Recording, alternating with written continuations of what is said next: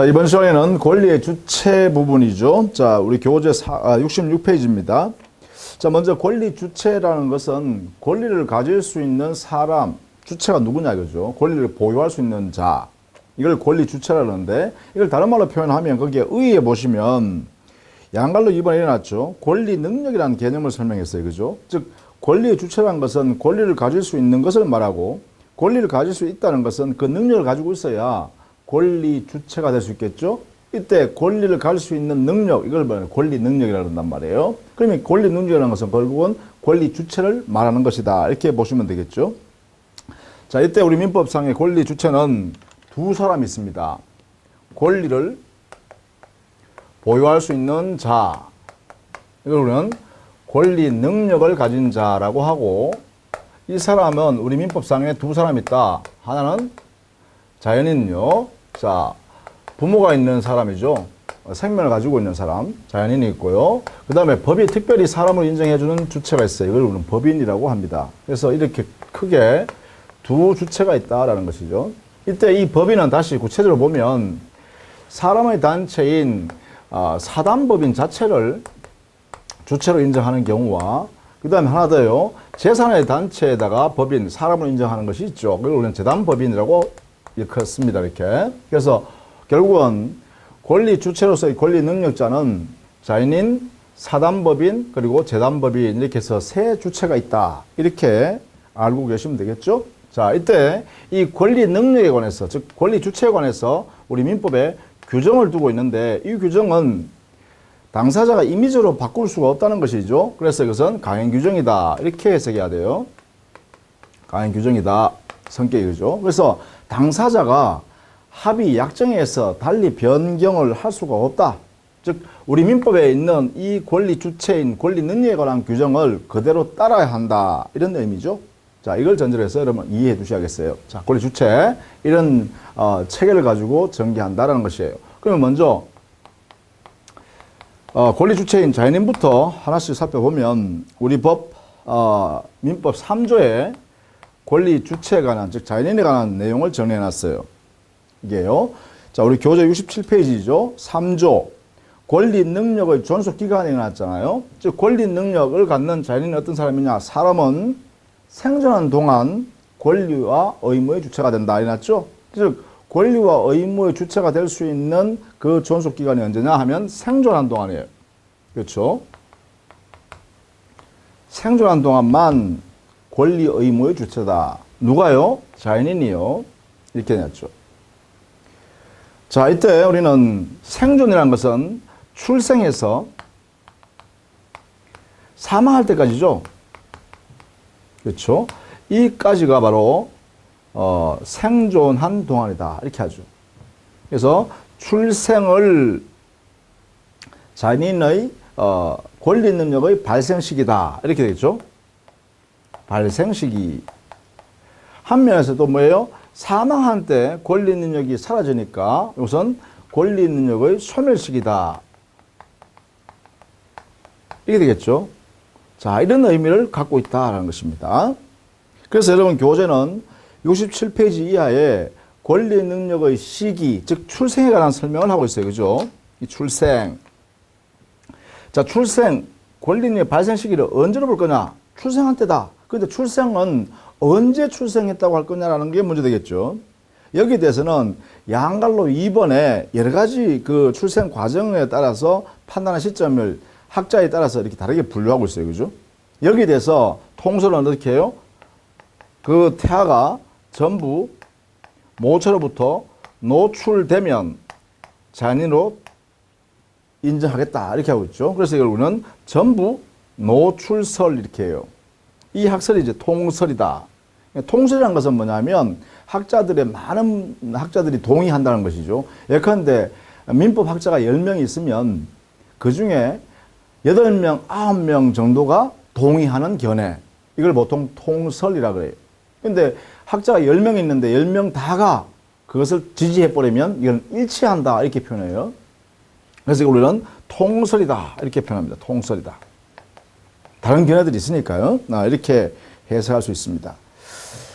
자, 그 다음에 그러면 출생했으면 우리는 출생신고 하죠. 이 출생신고는 그러면 어떤 의미냐? 이 문제 되겠죠? 여기에요. 그래서 이게 출생신고 행위요.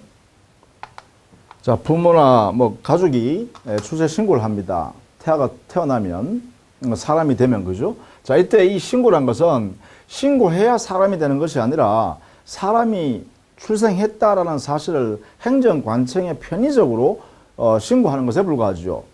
그래서 이걸 우리 보통 뭐라 하냐? 이걸 보고적 신고다 이렇게 해요. 신고의 이 법적 성격은 보고적 신고다.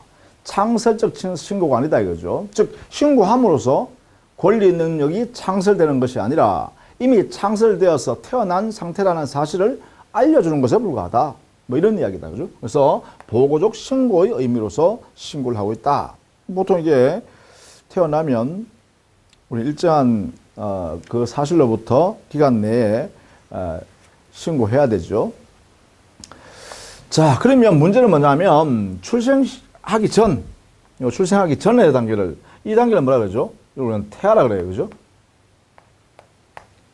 출생하기 전의 단계를 태아라 그래요. 근데 이 출생 시점은 순간적이잖아요. 태아에서 사람이 되는 것은 순간적이란 말이죠. 그래서 경우에 따라서는 이 태아인 동안에도 권리 능력을 인정할 필요성이 있게 되죠.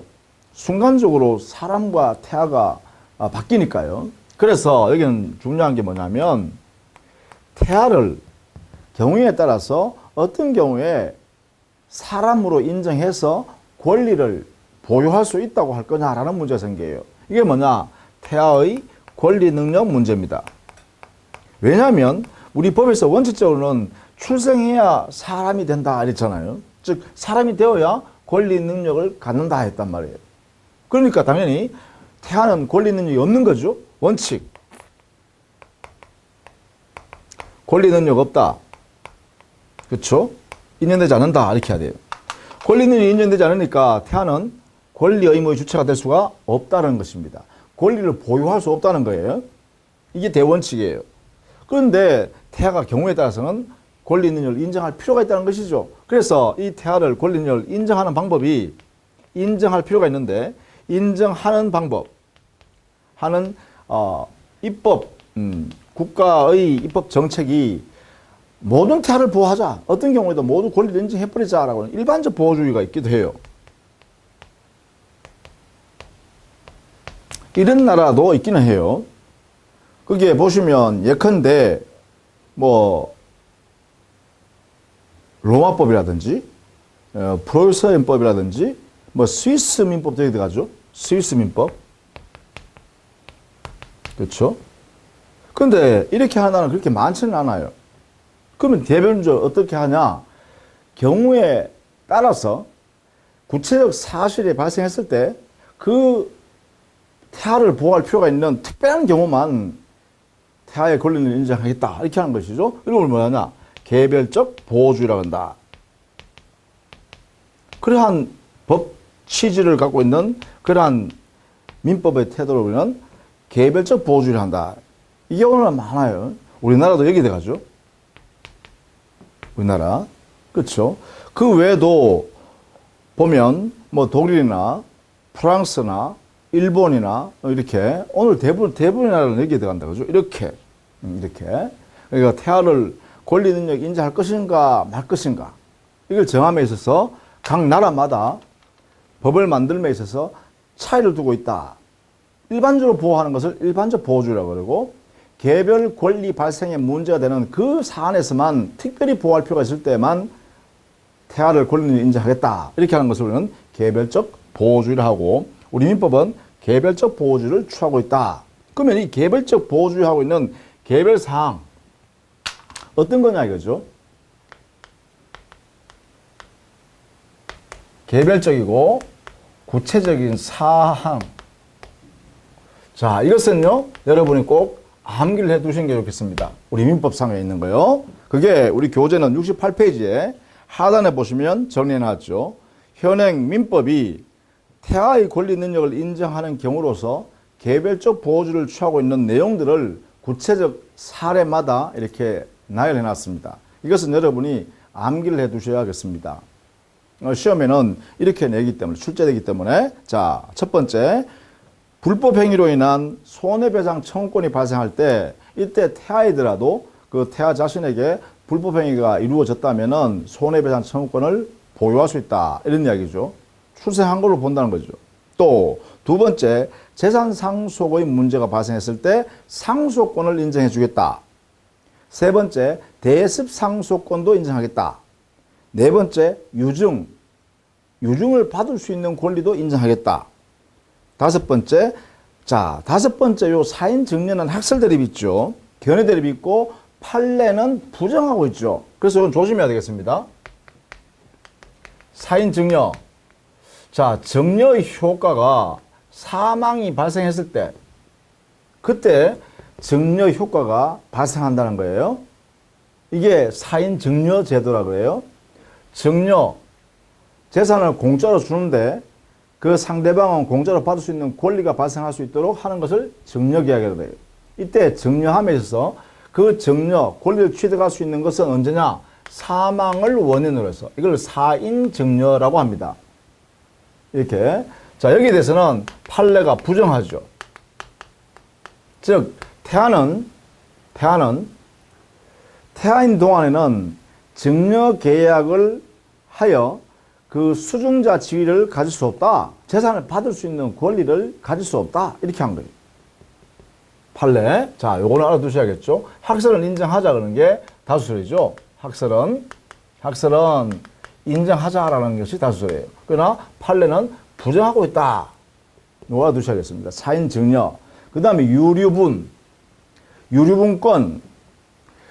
자, 상속분 중에서 일정 법정되어 있는 만큼의 상속분을 당연히 그 상속인에게 보호해주는 제도가 유류분입니다. 예를 들면 상속분이 자기가 2분의 1 상속분이 있다라고 하면 이 상속분의 2분의 1 이 범위 내에서면 4분의 1 되겠죠. 요 분만큼이 바로 뭐냐? 상속분 중에서 이 법에 정해져 있는 만큼은 보호된다는 거예요. 요것을 우리가 뭐냐? 요걸 유류분권이라고 그래요. 이렇게요. 요게 상속분이라면 이 상속분의 일정 비율만큼, 그죠? 요게 비율이죠. 요 일정 비율만큼은 반드시 상속인을 보호하기 위해서 그 권리를 보장해 주는 것, 이것을 유류분권이라고 그래요. 자, 유류분권을 취득하는 것에 대해서도 당연히 태아에게도 인정하겠다는 거죠. 왜냐하면 상속인은 상속권을 갖게 되고 이 상속권을 가질 수 있는 사람은 직계 비속, 직계 존속, 배우자, 그리고 형제 자매 여기까지입니다. 그런데 그 안에 말이죠. 태아인 상태에서 만약에 부모님이 돌아가셨다, 아니면 할아버지 돌아가셨다. 그러면 이 상속분을 상속권으로서 태아를 가질 수 있도록 인정했죠. 여기에 태아. 그러면 태아에게 상속권을 인정했다면 당연히 태아에게도 유류분권을 인정하는 것이 타당하겠죠. 이렇게 해요. 자, 그 중에 대습상속이라는 것은 뭐냐? 그러면 대습상속이라는 것은요, 상속인의 지위를 직계 비속 중에서 말이죠. 이렇게요. 갑, 할아버지, 그 다음에 갑다시, 여기 할아버지의 자니까, 그죠? 부가 되겠고, 이 갑다시의 다시 자, 이렇게요. 그러면 할아버지부터 손자가 되겠죠? 이렇게, 손자. 근데 만약에 할아버지가 돌아가시기 전에 부가 이미 사망했어요. 그럼 이게 상속 받았겠죠? 상속 한번 받았어요. 이렇게, 그죠? 상속, 요게. 근데 만약 이렇게 있는 상태에서 이제 할아버지가 두 번째 돌아가셨다. 이렇게 사망. 그러면 할아버지가 받아야 할 재산권은 자식이 못 받잖아요. 사망했으니까. 그러면 이 상속권은 어떻게 된다고요? 이렇게 내려간다는 거죠. 이렇게. 이건 뭐예요? 요것을, 요렇게 상속을 받을 수 있는 지위를 말하냐. 이걸 대습상속이라고 그래요. 대를 이어서 상속받는다. 대습상속. 이렇게 되겠죠. 그렇죠? 그러니까 할아버지가 자기 아버지보다 먼저 나중에 돌아가시면 아버지가 받을 이 상속분을 그 손자가 상속받는 거죠. 이것을 대습 상속기를. 결국은 상속권의 한 부분입니다. 그래서 이 자아에 해당되는 손자가 만약에 뱃속에 있었다. 태아다. 이게 태아다. 이렇게. 그러면 뭐예요? 대습 상속을 여전히 이 태아에게도 인정하겠다. 이 말이겠죠. 이렇게. 이런 것을 말합니다. 그래서 상속권, 유류분권 이런 관계고요. 그 다음 대습 상속은 이런 관계다. 이렇게 보시면 되겠죠. 결국은 상속에 관한 문제에서는 태아를 어떻게 해요? 상속권을 인정해 주겠다라고 우리 민법이 결정했다는 것이죠. 자, 그렇게 정리하시면 되겠습니다. 자, 그 다음, 인지요. 인지. 자, 인지란 것은, 배우자 있는 남편이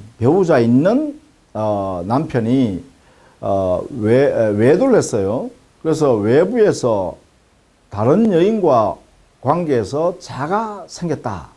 이럴 때 그 남편이 그 다른 여인과의 사이에서 태어난 자식에 대해서 내 자식이라고 인정하는 것을 우리는 인지라 그래요. 예를 들면 이렇게 되겠죠. 인지. 자, 이게 갑남이라는 남편이 을려라는 자기 부인 사이에 이게 혼인이에요. 혼인 중이에요. 이게 배우자 관계죠. 배우자 관계. 근데 이게 자식이 없어요. 자가. 그런데 이 갑이라는 분이 병녀와 이렇게 혼인 중에 있는데도 배우자 있음에도 불구하고 이렇게 하면 뭐예요? 혼외라 그러죠. 혼외. 혼인 밖에서 이런 이야기입니다. 혼인 밖에서 이렇게 병녀와의 사이에서 자가 생겼어요. 이렇게 출생했습니다. 예컨대 이걸 갑다시를 할까요? 이렇게 갑다시. 이게 태어났다. 이럴 때 이 병녀와 이 갑다시는 모자 관계가 직계 비속인 모자 관계가 당연히 발생하죠. 왜냐하면 병녀 엄마로부터 태어난 자식이니까 당연히 모자 관계입니다. 자, 근데 문제는 뭐냐면 이겁니다. 갑과 갑다시입니다. 이게 갑과 갑다시 사이예요. 여기는 당연히 부자 관계가 되는 게 아니에요. 아버지와 자식 관계가 되는 것이 아니라 이때 이렇게 갑과 갑다시 사이에 부자 관계가 만들어지려면 이게 되려면 반드시 뭐야? 갑이라는 사람이 갑다시에 대하여 인지라는 행위를 해야 드디어 부자 관계가 성립합니다. 이렇게 된다는 거죠. 자, 이런 관계를 여러분이 이제 인지라고 한다는 것이죠. 인지. 법률 용어로서 그죠? 자, 갑이 갑다시인 혼외의 자를 자기의 자라고 자식이라고 인정하는 제도가 바로 인지제도예요. 이렇게 인지하는 것은요. 이렇게 하면 되냐? 부와 자의 관계가 성립돼요. 이렇게. 그러면 이때 인지는 어떻게 나타내냐? 바로 신고 행위를 통해서 이렇게 만들어져요. 그래서 인지 신고에 의해서 부자 관계가 성립하게 되고 그렇기 때문에 당연히 이 신고는요. 창설적 신고죠. 왜? 인지 신고를 해야 부자 관계라는 법률 관계가 성립하니까요. 그래서 창설적 신고 행위다 이 되겠죠. 그리고 동시에 이것은 신고 행위라는 일정한 방식에 따라서 인지 행위를 해야 되기 때문에 요식 행위라고 합니다. 인지 신고 행위는 요식 행위다. 그 법적 효과는 바로 부자 관계가 성립한다. 자, 이러한 경우를 인지라 그래요. 이렇게 인지. 부가 내 자식이라고 인정하는 제도를 인지 신고에서 이루어지는데, 자, 이때 만약에 여기에 있는 갑다시라는 자가 병녀의 태아로 아직 있다. 뱃속에 있다 이 말이에요. 뱃속에. 그럼 태아다 이게 태아. 태아이다. 이럴 경우에 과연 이 갑이 내 자식이라고 인정할 수 있는가? 또 이 자는 자기의 아버지에 대해서 내가 당신의 자식이지 않습니까? 내 자식 맞죠? 인정해 주세요. 라고 할 수 있는 권리가 우리 민법에 인정돼요. 즉 자는 자기 부에 대해서 인지해 달라고 청구할 수가 있고요. 그 다음에 인지청구권요. 이에 대해서 아버지는 또 자에 대해서 인지할 수 있는 권리가 있습니다. 이렇게요. 아버지는 인지할 수 있는 권리가 있고 자는 내가 당신의 자식이라는 것을 인정해 주세요. 이렇게 할 수 있는 권리가 있어요. 자, 여기에 대한 논의입니다. 자, 이때 이 자가 맞이죠. 태아이라면 어떻게 되냐 이 말이죠. 태아라면 이럴 때는 태아이더라도 아버지의 인지의 대상은 된다는 거예요. 이렇게 이거는 인정해요. 이 말은 뭐예요? 인지의 대상으로서 태아는 인정. 그런데 이건 안 된다는 거예요. 태아인 자가 부에 대하여 내가 당신의 자임을 인정해 주세요 라고 하는 인지청구권 행사는 이건 안 된다는 거예요. 이걸 알아두셔야 돼요. 인지의 대상으로서의 태아는 되지만 그 태아가 주체가 되어서 인지청구권의 주체는, 권리의 주체는 될 수 없다. 이렇게 해석하는 거죠. 자, 이 부분도 역시 인지와 관련해서 알아둬야 할 내용입니다. 인지청구권의 주체는 될 수가 없다. 태아는 인지청구권이라는 권리의 주체는 인정하지 않는다. 이렇게 정리해야겠죠. 그러나 인지의 대상으로서의 태아는 된다. 이렇게 정리합니다. 그래서 이거는 조금 까다롭죠. 의미를 이해해 두셔야겠습니다. 자, 이렇게 정리하면 거기에 있는 내용들을 여러분 꼭 압축해서 여러분 안 되면 암기라도 해 두셔야 됩니다. 자, 그래서요.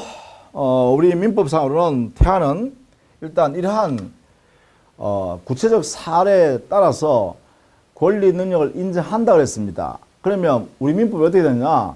그 태아는 그러한 사정이 발생했을 때 출생한 것으로 본다 이렇게 해놨어요. 그러니까 이때 출생한다는 본다는 의미가 뭘까? 그죠? 출생한다라고 할 때 언제 출생했다고 하는 거냐 이거 도대체? 사고가 났을 때 당연히 출생한 것으로 보는 거냐? 아니면 나중에 태아가 태어났을 때 과거로 소급해가지고 출생한 것으로 인정해 주겠다는 뜻이냐? 이게요. 그러니까 이게는 의미가 태아는 출생한 것으로 본다.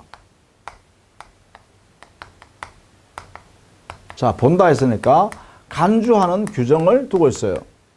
이 규정. 그죠? 출생한 것으로 본다. 이 의미가 과연 그러면 출생한 시기를 어떻게 해석하냐 이거죠. 어떻게 해석하냐. 여기에 대한 논의가 두 가지 논의가 있다는 거예요. 학자에 따라서. 그죠? 하나는 뭐냐. 일단 그 태아가 10달을 채워서 저도요 부모 모처로부터 전부 노출돼서 출생하면 살아서 출생하면 그때 과거에 문제된 시점까지 소급해가지고 출생한 것으로 인정한다는 의미다. 그러니까 뭐예요? 이거는 어떤 의미냐면 이런 거죠. 10달을 채워서 출생한다면 과거의 문제 시점에 소급해서 출생한 것으로 인정하겠다. 이렇게 해서 하는 견해예요. 그러면 출생하여야만 과거의 시점으로 가서 출생한 것으로 인정해 주겠다. 이런 거죠. 이것을 우리는 뭐냐? 장래에 가서 출생을 정지 조건으로 하는 출생 시기를 정하는 거다. 이렇게 해서 정지 조건설이라고 합니다. 출생을 정지 조건으로 한다. 이렇게요. 그래서 정지 조건설이라고 한다. 그죠? 출생하면 효력이 발생하죠. 이렇게 해석합니다. 이에 반해서 이렇게 해석하는 수도 있다는 거죠. 자, 10달을 다 채워서 사망으로 사산돼 버리면 출생한 것을 아는 걸로 하면 과거에 문제 발생한 그 시점에 이미 출생한 거다. 그러니까 이래 되겠죠. 문제 시점에서 이미 출생한다. 고 하고 다만 나중에 10달이 돼서 사산이 되면, 그죠? 10달 됐을 때 엄마 몸에서 이제 전부 노출될 때 사산하게 되면 소급해서 이미 출생한 것을 인정했던 것을 이걸 출생하지 아니한 것으로 하겠다. 그죠? 그러니까 사산하게 되면 그 권리 능력을 부정한다. 이렇게 하는 거죠. 그럼 보세요. 일단 뭐예요? 출생한 것으로 인정해 놓는 거죠. 자, 문제 시점에 이미 출생했어요.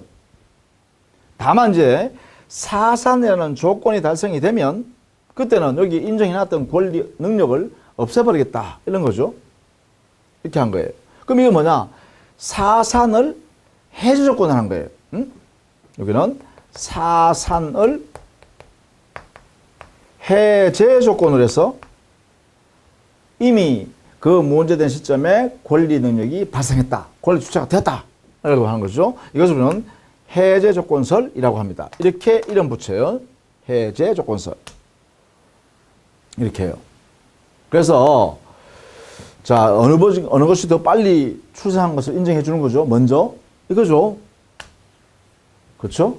문제 시점에 이미 출생한 것을 간주해 버리니까 이 시점에 그래서 이게 해제 조건설 이 견해가 보다 태아를 보호하는 그러한 해석이죠. 이게 태아 보호 입장이다. 그죠? 이렇게. 근데 문제는 뭐냐면 이 출생하면 과거의 시점으로 소급한다라고 했으니까 정조건설 다른 말로 하면 인격체를 과거로 소급시켜서 인격체를 인정한 거죠. 그래서 이걸 이름하여 소급 인격 소급설이다 이렇게 할 수 있겠죠. 이런 의미로 해석할 수 있어요. 전조건이라면 인격을 소급시켜준다 이렇게 해석해요. 그럼 이 전조건설과 해제조건설의 큰 차이가 뭐냐? 차이가 여기는 정지조건설에 있는 동안에는 정지조건설 그럼 여기는 무슨 말이에요? 출생 10달을 다 채워서 엄마 몸에서 태어나기 전까지는 아직 태아일 뿐이죠. 그래서 여기는 태아인 동안에는 태아 중에는 권리를 가질 수가 없습니다. 그죠? 태아인 중에는 태아는 권리를 가질 수가 없습니다. 그 다음에 태아이기 때문에 법정 대리인도 인정할 필요가 없죠. 사람이 아니니까요. 그죠? 미성년자가 아니니까 법정 대리인도 존재할 수 없어요. 이게 법정 내용이요. 법정 대리인은 최소한 태어나 있어야 되잖아요. 그죠? 그래서 그렇습니다. 자, 그러면 정지조건설에 하면 태아인 중에는 권리를 보유할 수 없고 권리가 발생하는 것을 인정할 수가 없습니다. 그리고 법정 대리라는 사람도 존재할 수가 없어요. 있을 수가 없다는 거죠. 자, 이게 바로 정지조건설이에요. 그러다 보니까 여기서는 오히려 태아를 보호하려고 하는 게 아니라 어떻게 해요? 실제 거래 존재하고 있는 사람을 보호하는 거죠. 그러니까 뭐라 그러냐 이걸 거래 안전이다. 거래 안전을 보다 더 중시한다. 이걸 보호한다. 이런 측면에 있다. 그죠? 이렇게 해석하는 거죠. 이에 반해서 해제조건설이 하면 어떻게 되냐?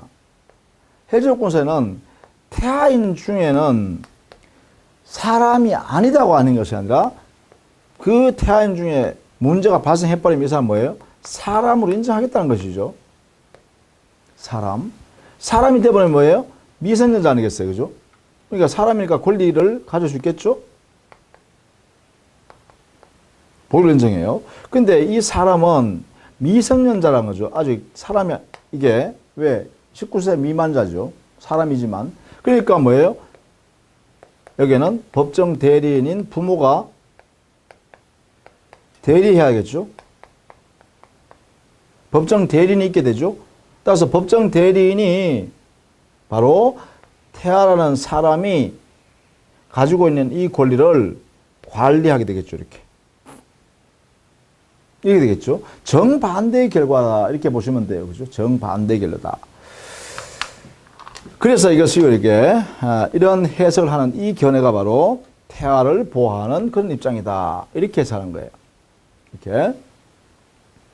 그러면 이 정지 조건설과 해제 조건설 중에 판례는 어느 입장을 취하느냐?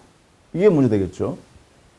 여기에 대해서 우리 판례는 여기에 있는 정지 조건설이 바로 판례의 태도예요. 즉 인격 소급설. 이것이 판례의 태도다. 이렇게 돼요. 그래서 태아 보호에 치중하는 것이 아니라 거래 안전에 보다 더 치중하는 그러한 입장을 취하는 게 판례의 태도입니다. 이렇게요. 인격 소급설 또는 정지 조건설 이렇게 표현해요. 같은 말이다. 이렇게 정리를 해 두셔야 되겠어요. 그래서 특히 여기에 정지 조건설과 해제 조건설을 이해를 잘 해 두셔야 됩니다. 이렇게 두 가지를 잘 이해해 두셔야 돼요. 비교하면서 여러분 정리를 해 두셔야겠다. 자, 이것이 여러분 69페이지, 70페이지에 걸쳐서 설명되어 있고 그것이 70페이지에 가면 하단에 학설을 서로 비교를 잘 해놨죠. 일목요연하게 비교해놨으니까 여러분이 한번 참고해서 봐두시면 되겠습니다. 자, 이렇게 권리 능력의 범위는 기본적으로 사람이 출생하게 되면 권리 능력을 보유한다는 게 가장 기본적인 입장이고요. 이때 권리 능력은 당연히 어떻게 돼요? 능력자는 평등하게 취급해야겠죠. 평등. 그래서 권리 능력은 가치는 다 평등하게 취급해야 된다. 그래서 권리 능력은 평등하다. 그러면 모든 사람은 평등하다. 이렇게 표현하는 것이죠. 당연히 외국인도 그렇다면 권리 능력을 가진다고 인정해야겠죠. 자, 여기에 대해서요. 우리 법원 입법적 필요에 있어요. 즉 국가적 필요에 있어 외국인에게도 원칙은 권리는 평등하니까 외국인도 평등하게 취급해야 됩니다. 그런데 이 외국인에게 권리 능력을 인정하지 않는 그러한 경우도 있죠. 그것이 바로 71페이지에 있죠. 도전사가 될 수 있는 자격 인정하지 않죠. 도전사란 것은 항만에서요. 공해상에 있다가 대한민국 영토 안에 들어올 때는 대한민국에 인정되고 있는 도전사라는 이 사람을 통해서 그 외국 배가 선장이 그 도전사에게 모든 권한을 넘겨야 됩니다. 어떤 권한이냐면 접안할 수 있는 권한요. 그래야만 접안할 수 있도록 해요. 그건 뭐냐면 국가 안보라든지 그런 전반적인 보호를 위해서 이런 제도를 취하고 있죠. 그래서 도전사는 일정한 제한을 두고 있어요. 외국인은 도전사 될 수 없도록 만들어놨어요. 권한을 부인해버리죠. 권리를. 또 선박을 소유한다든가 선박, 그 다음 항공기를 소유한다. 이것도 역시 마찬가지예요. 이것도 소유권 자체를 인정하지 않습니다. 외국인한테는요. 왜 그러냐면 선박이나 항공기는 대한민국 영토를 드나들어야 되잖아요. 이게 자유롭게 드나들어야 되잖아요. 그죠? 이것을 제한해야죠. 외국인은 마음대로 들어오면 안 되니까. 그래서 선박 소유권이나 항공기 소유권도 외국인은 취득할 수 없어요. 대한민국 항공기, 대한민국 선박. 이렇게요. 자, 이렇게 기본적으로 알아두셔야겠다. 이런 제한을 하고 있다. 그 외에도요. 그 당의 외국인의 그 나라 국가가 대한민국 국민에 대해서 허용하는 범위 안에서 대한민국도 그 나라 국민을, 즉 외국인이죠. 그 나라 국민에 대해서도 그만큼 보호해 주겠다. 이게 바로 상호주의죠.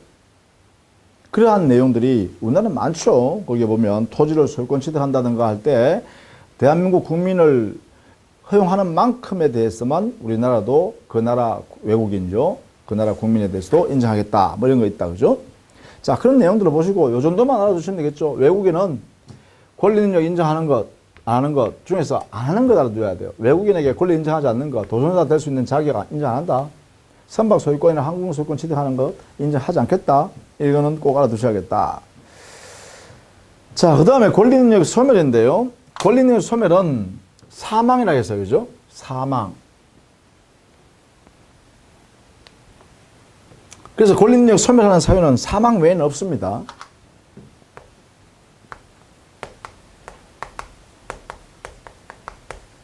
소멸 사유는 자연인에 있어서는 사망 외에는 없어요. 사망. 우리가 자연인이 사망하면 신고하죠. 사망 신고. 이 신고도 역시 창설적 신고가 아니고요.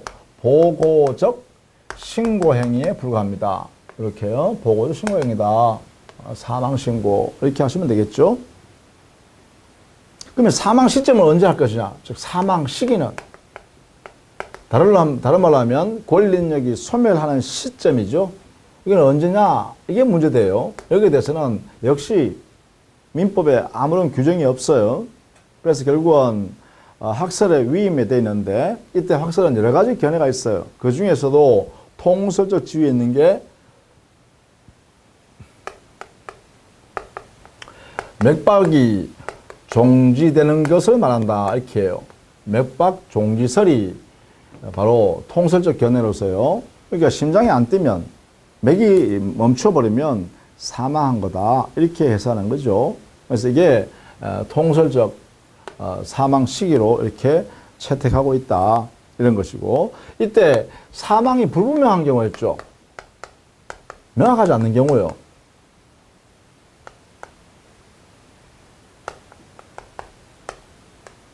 이때는 과연 사망 시점을 언제로 할 거냐. 이게 문제돼요. 그죠? 사망한 것인지 사망하지 않은 것인지. 자, 실제로요. 사망한 자의 망자의 시신이 발견되었다 하더라도 언제 사망했는지 모르는 경우가 참 많죠. 이게요. 그래서 이것을 입증하기 위해서 이 증명을 곤란하게 하는 이것을 보호하기 위해서 우리 민법은 여러 가지 제도를 만들어 놨는데 첫 번째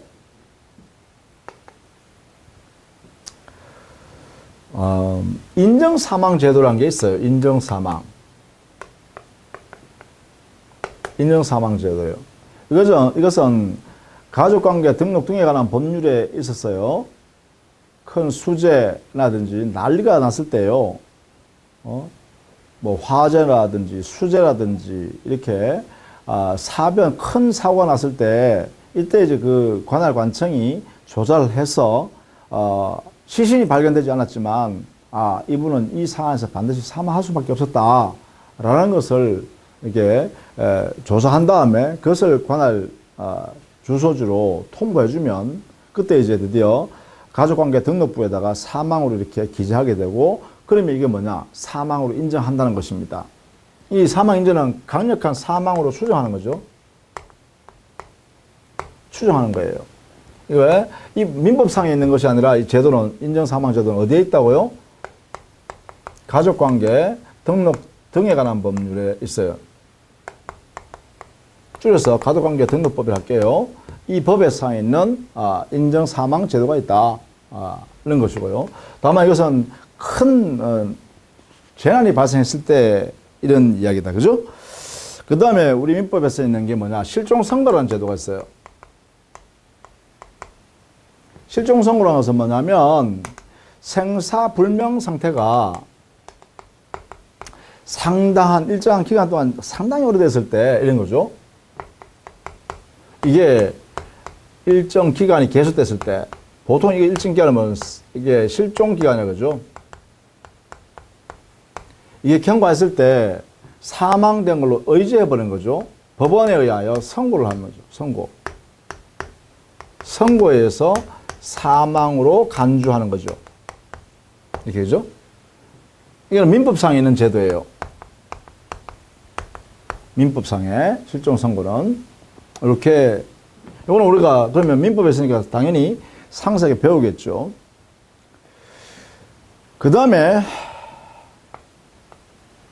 여러 사람이 동일한 위난, 같은 위난에 처해서 분명히 시신은 발견됐습니다. 사망을 했습니다.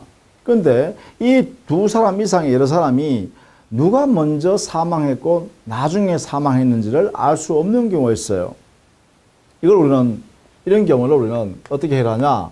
동시 사망한 것으로 추정하는 제도가 있습니다. 이게 동일 위난에 있어서 일어난 일이죠.